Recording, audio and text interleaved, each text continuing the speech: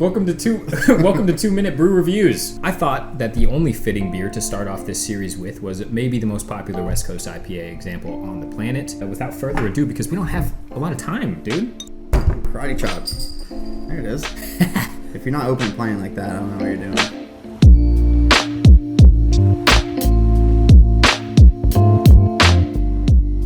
Is just bursting with hop aroma at the moment. It's exactly what I expect to smell when I smell the West Coast IPA. Pine, citrus, a little bit of dankness. Like a freshly waxed car? New car smell. Interesting. No. Okay. The outside of the car. Like a Vinny Chilurzo's bank account kind of smell. Oof. I'm always impressed with how dry this beer is. It's so dry on the finish. I know he uses corn sugar in this recipe, which contributes to that, but it makes it so drinkable. It's wonderful. Always drink this beer thinking that this is the time, this is the moment where I'm going to find something wrong with this beer, and I'm going to be able to finally be like, nah, you know what, it's not the best. It's not. Yeah. But I never do. I never find anything. It's great. It's wonderful. Very consistent, too. It's exactly what you're going to buy. You know, it is. You know what it is. You know what you're getting, and what you're getting is greatness. Bitter finish, little bit of citrus, and I do mean a little bit. I do get, the majority of hop character I get is piney, dank, a little bit of resin. Nice mouthfeel, too. Some gold for your entire tongue. At 8% alcohol by volume, this is, in my opinion, one of the most drinkable examples of West Coast IPA. This is 8%? Yes. Yeah, it's dangerous. Yes.